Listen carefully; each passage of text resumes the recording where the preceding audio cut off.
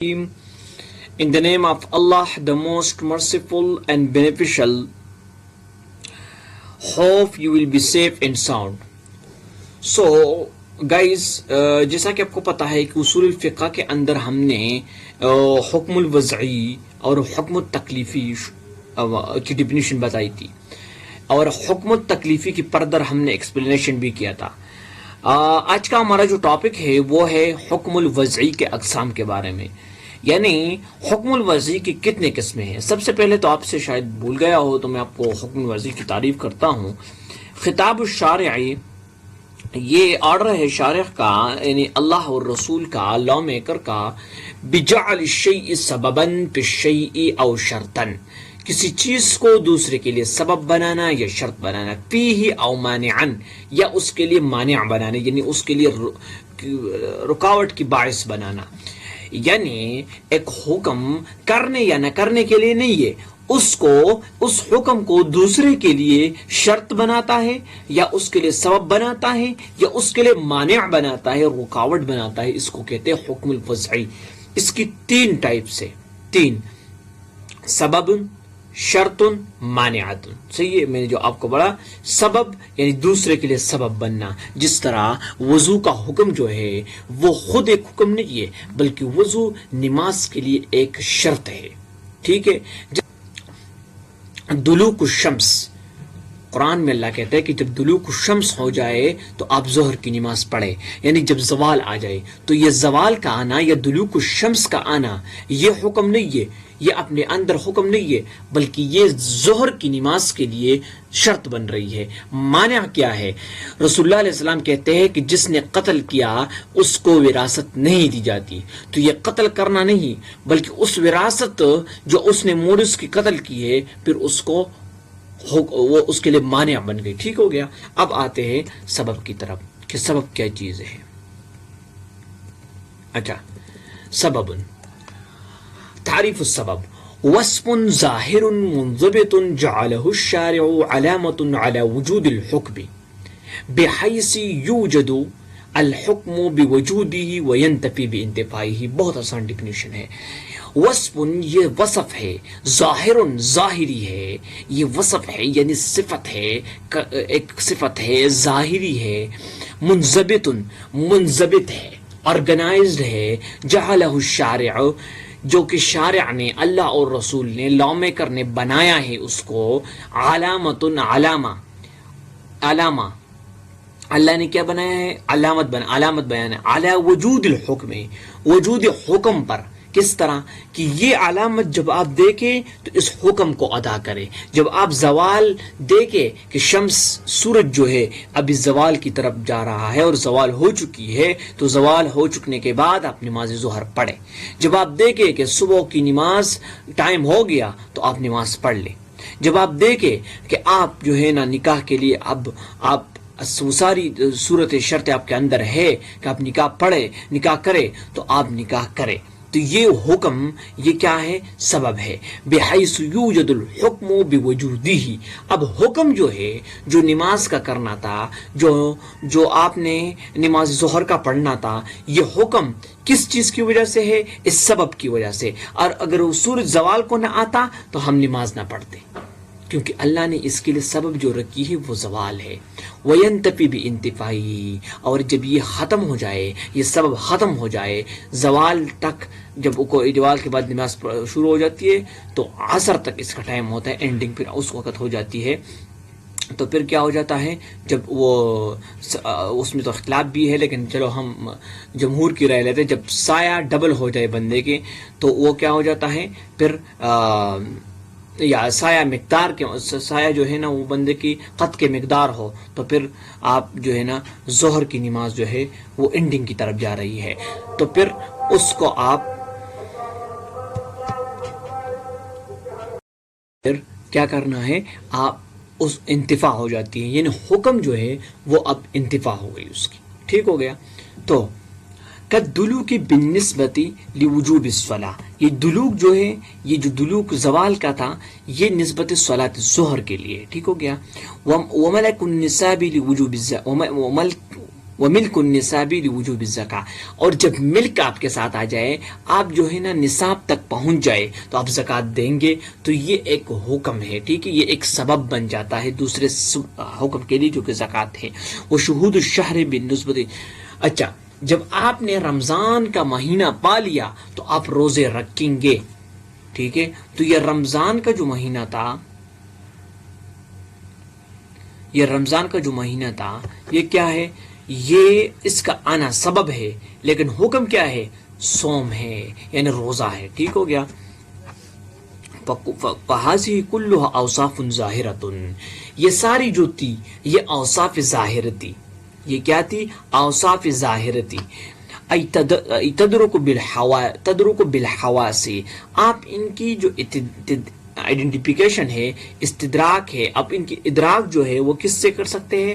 خواص خمسوں سے، یعنی حواس سے، سینسیشن سے، دیکھ کر، سن کر اور ٹیسٹ کر کے آپ ان چیزوں کو، سب اسباب کو آپ ان کی حواس سے آپ ان کی ادراک کر سکتے ہیں. منضبط، یہ منضبط ہے. منضبط کس طرح ہے؟ ان لا تختلف باختلاف الاحوال والاشخاص، اس میں کوئی اختلاف نہیں ہے کسی حالت کے لیے، کسی شخص کے لیے. یعنی یہ نہیں ہے کہ اس میں احوال کی، رمضان تو آئے گی، چاہے میں چاہوں نہ چاہوں، چاہے دو شخص چاہے یا نہ چاہے تو رمضان آئے گی. تو اس وجہ سے وَقَدْ جَعَلَ عَلَامَةٌ عَلَى الْحُكْمِ، اور اس کو شارع نے علامت بنایا، بِحَيْثُ يُوجَدُ الْحُكْمُ بِوُجُودِهَا.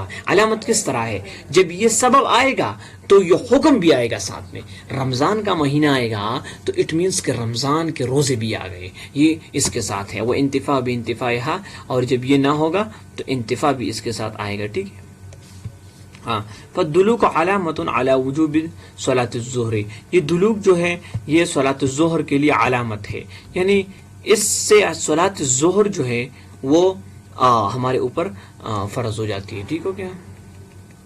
اچھا، فلا وجوب دون النصاب. اچھا، وملک النصاب علامت علی وجوب الزکاة. ہاں، کوئی شخص نصاب تک پہنچ گیا تو زکوٰۃ اس پہ واجب ہو گئی.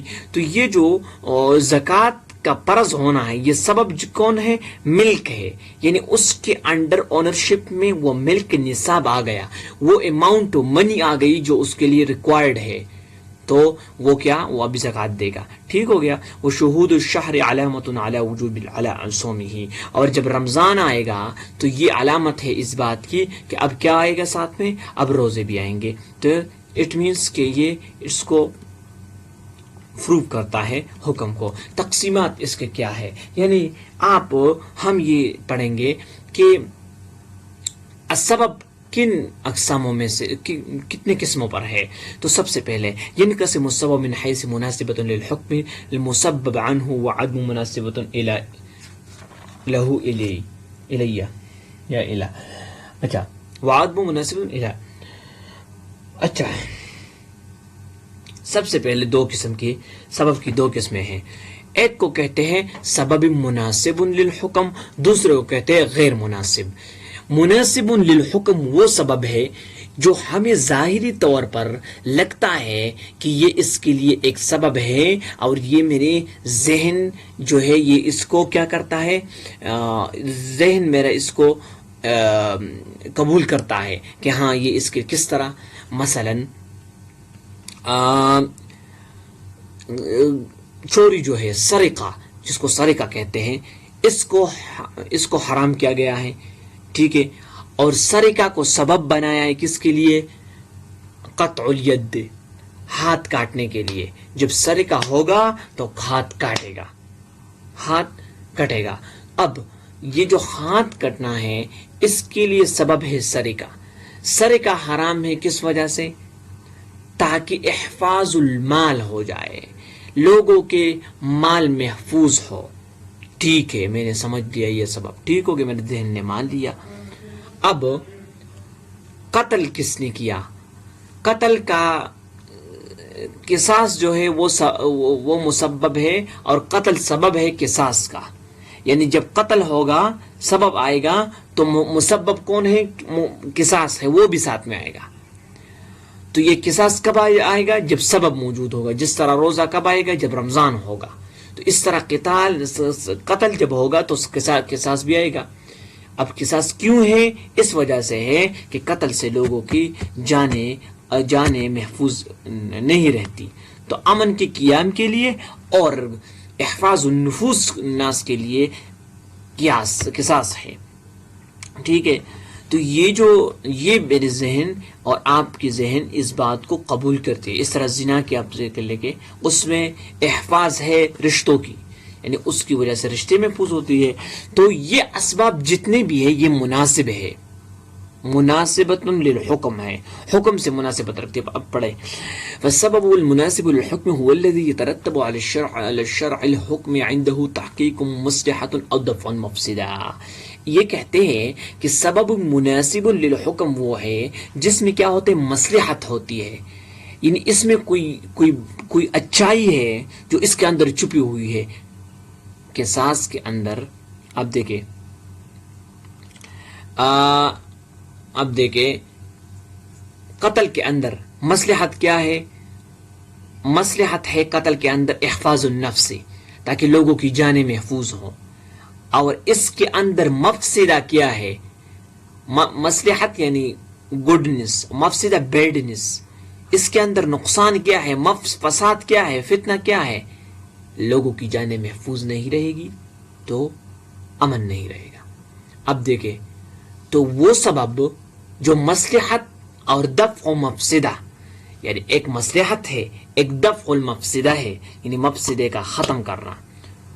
تو دفع المفسدہ اور مصلحہ دونوں اکٹھے ہوتی ہے. تو کہتے ہیں کہ جب اس طرح کی سبب ہو تو پھر اس کو مناسب سبب للحکم کہتے ہیں. ٹھیک ہے. اب دیکھیں کل اسکار بالنسبت لعقوبۃ الجلد، جس طرح کے اسکار ہے، یہ جو نشہ ہے، اس کو سبب بنایا عقوبۃ الجلد، سزا ہے جلد کی یعنی کوڑوں کی. اب نیچے آئے اس کی تفصیل ایک مثال پڑھتے ہیں، باقی آپ خود ہی دیکھ لیں. اچھا نیچے اس کی مثال یہ ہے.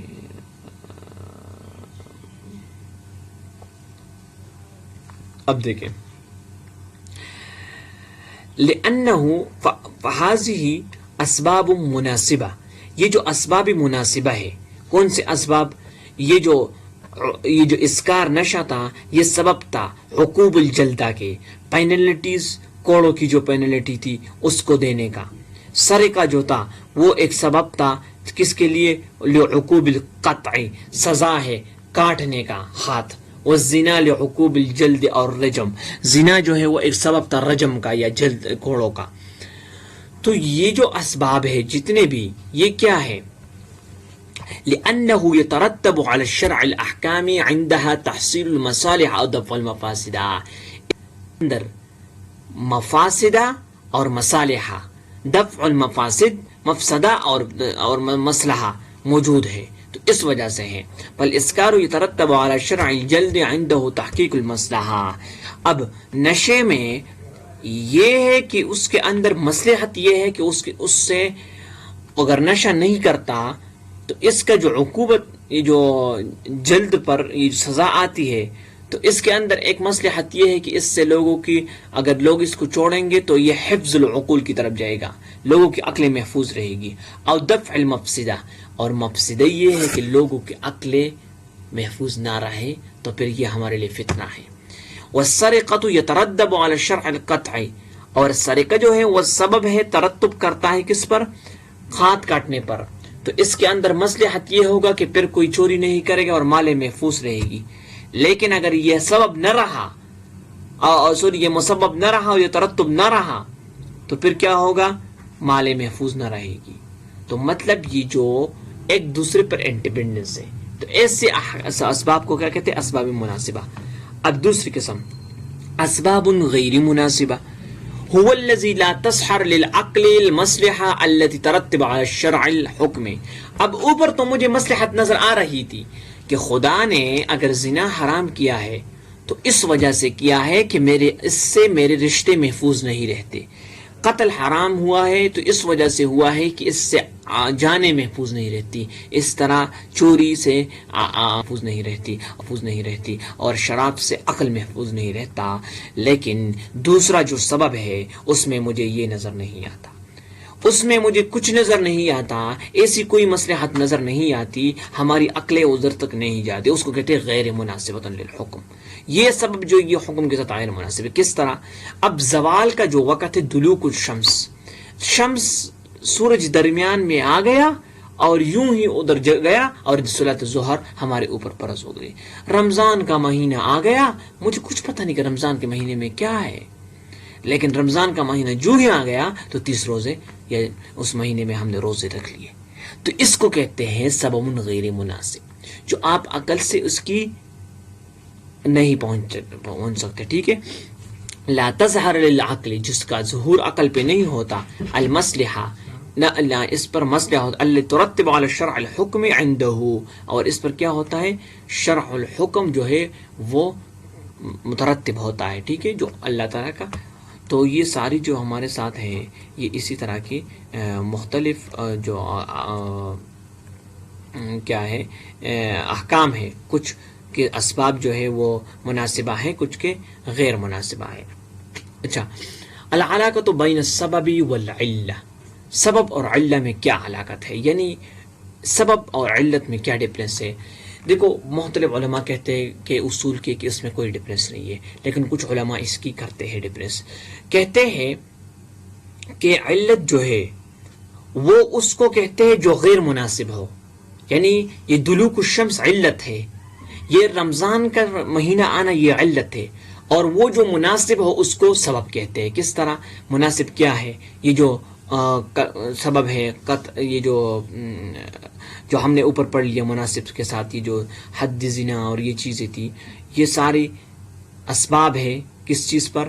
یہ قتل، عقوب القتل جو ہے، یہ قصاص عقوب الجلد ہے زنا کے، یہ سارے کیا ہے، یہ اسباب ہے، یعنی جو کیا ہے مناسب ہے، اور جو غیر مناسب ہے وہ علت میں آتے. ٹھیک ہے، یہی بات انہوں نے ادھر کر لی ہے، بأنه الوصف الذي لا توجد بينه وبين الحكم مناسب ظاهرة والسبب على تعریف لا يشمل العلة. تو اس میں تو یہ انہوں نے ایک علماء نے تو اس میں شامل ہی نہیں کیا، پھر دوسرے علماء کی ایک گروہ نے اس کی کیا کیا ہے، اس کی ایک ڈفرینس بتائی ہے جو میں نے آپ کو بتائی. تقسیم الثانی انشاءاللہ نیکسٹ لیکچر میں ہم کریں گے. سو سی یو نیکسٹ لیکچر. تھینک